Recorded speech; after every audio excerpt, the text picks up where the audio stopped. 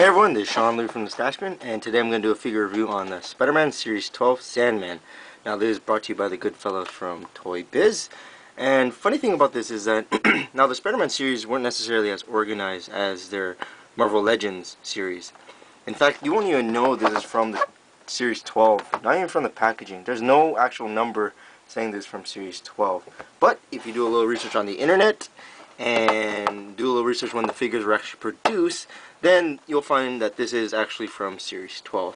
And more so, I'll put a link in the description bar below, which will guide you to well, pretty much just tell you what figures came from what series. Okay. Other figures from the line include Sandman, as mentioned, Superposable Spider-Man, which is from the same series as Sandman. This one right here, Lizard, is not from this series. I believe it's from 8. Just check in the description box below. You'll find it all out. Here's one that's really interesting. Hydroblast Spider-Man. I don't think I'll be getting that one. Here's another one. Dual Web Spider-Man.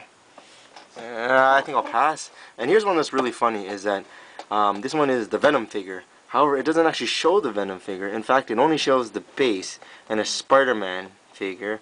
But the thing is, the Spider-Man figure isn't actually included. So they're actually technically only promoting the base. So that's kind of off. Now, a lot of figures from this line were directly, well, it's half and half. A lot of them was like directed towards children, and you know, some figures like this one, for example, were directed towards adult collectors or older people who play with their toys and stuff, or pose them or whatever. So yeah, so you got a lot of stuff like this and that, but you had your fair share, your fair share of figures that turned out like this. From my knowledge, this is the only Sandman figure available in this 6-inch scale. So yeah, let's get him out of packaging, and yes, changeable hands, so I'm kind of looking forward to that. Alright, wow, that was like a Twisty Ties nightmare. Anyway, so here's the figure. Yeah, looks pretty good. So unfortunately, there wasn't a read-up on the actual box. There's no actual bio of the Sandman at all. So people who don't know the Sandman, other than he's a Spider-Man character, you won't really know who he is. So off the top of my head, his name is William Backer, or is it Flint Marco? I'm not too sure. You know what? I'm just gonna put a link in the description bar of his bio. So take it from there.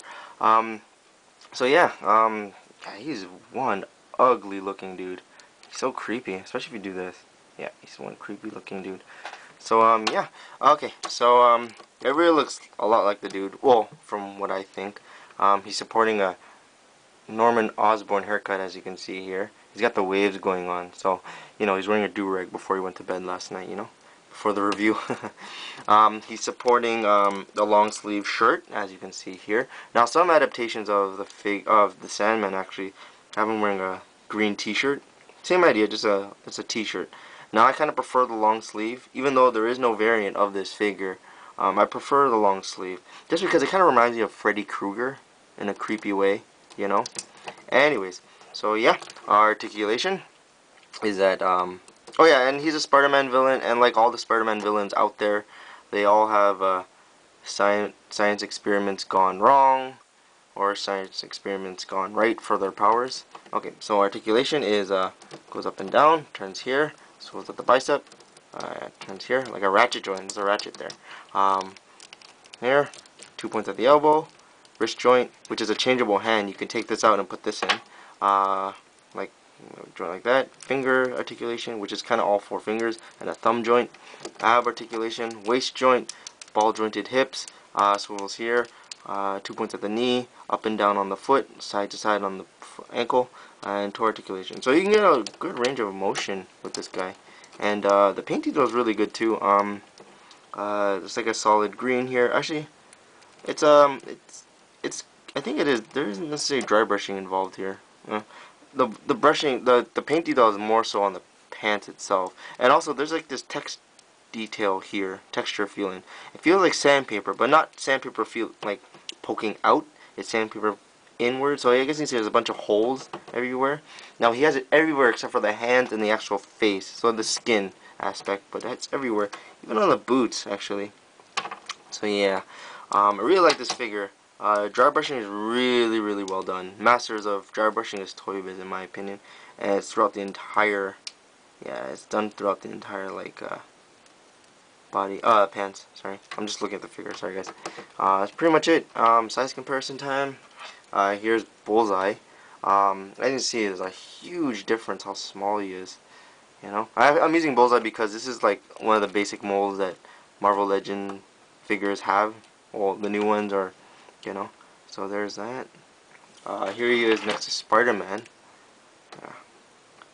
And a basic mold is the DC Universe Classics. I find that everyone kind of has this figure, by the way, because there's so much Green Lanterns out there nowadays. I think there's like 5, and they all have the same kind of mold. Now, he does come with this little clamp thing, which kind of reminds me of my girlfriend's clip a bit. That puts it there. And it does hold. He has this little hand thing, which does hold here. See, it holds pretty well.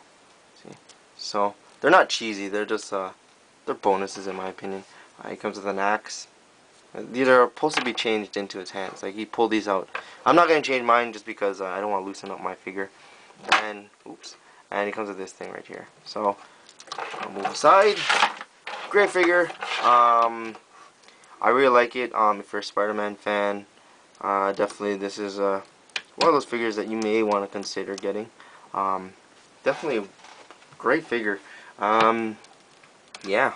So that concludes the review on Sandman from the Spider-Man Series 12. Alright, that concludes it. Peace.